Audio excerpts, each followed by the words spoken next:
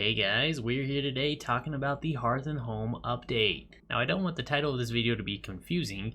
This is not a review or my opinion of the update, but is in fact a discussion and me wanting to see everyone's opinion of the Hearth and Home update so far, and whether or not you think it was worth the wait. I am out of town visiting the in-laws and have not actually been able to play the update and have only been able to get in to check out a few of the changes. Based upon the patch notes I've read and what I've been able to check out, so far I like what they've done and I am excited to be able to check out the game and the changes once I get the time. I am going to talk a bit about what I do know of the update, and if you're wanting to find out certain things organically or on your own, then these may be considered spoilers. First off, if you do not already know, we got 3 of the most requested features that I've seen for Valheim. Those 3 features being mounts, some system to destroy or get rid of items like a trash can, and the ability to share your map with other players in multiplayer. I've only used the Locks mount for very minimal time, but I like the animation so far, and the somewhat difficulty with its handling and controlling its direction of movement. I think it was done well and actually feels like you're riding the Locks. The cartography table, obviously I haven't used, only be able to check out the game in single player. I am not sure if it copies over every player's pinned icons and text, or if it just does what they've discovered in the map. So maybe someone who's been able to check it out can let me know down in the comments.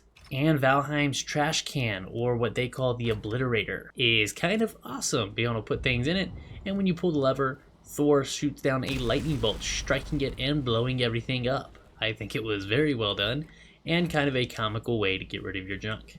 They added a handful of new building pieces, some that I was not expecting, such as crystal panels, and a lot of iron pieces, giving us floor pieces made of iron and wall pieces so we can make proper prisons. And I think the best building piece they added was the dark wood gates that curve into an archway and perfectly line up to make some grand looking entrances.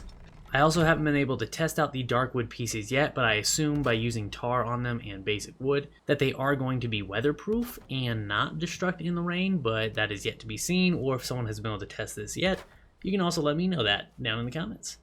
We also got a few other building pieces that were very much requested, like inverted angled pieces, small shutter pieces to serve as some windows, lattice walls, and clearly new roofing. We got angled core wood beams, although we did not get the request that I had for some 1 meter angled beams, but that was fairly minor.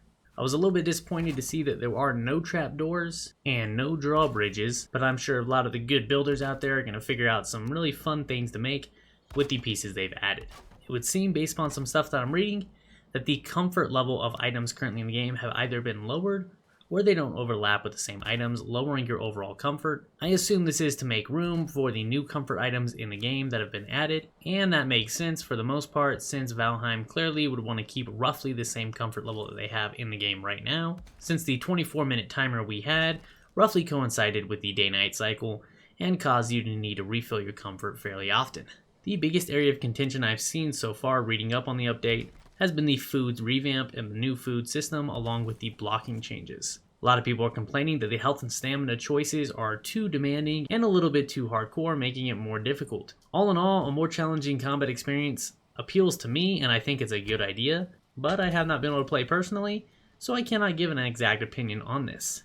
I will say the good news is Iron Gate Studios is clearly listening to the community with the additions that they've made in this update, adding a lot of requested features by the fanbase. So I have confidence that if the food system is not something the majority of players want, that they will look at it and edit it further, or it is a good direction that they're heading and people just haven't had the time to test it out and adapt to the new system. All in all, reading the patch notes and what I've read of the update so far, I think it's a good update and I am excited to be able to test it out. They've added a lot of new stuff that I am personally excited to build with and explore further. Let me know down in the comments what you think of the update so far, what your experience has been like, and what you wish, if anything, was different with the update. Like I said earlier in the video, I am currently out seeing my in-laws, so I will not have a ton of time to make videos at this moment, but I will be attempting to use any spare time I do have to check out the update. Let me know if there's anything particular you'd like me to research first or check out. If not, I will be doing whatever it is I please.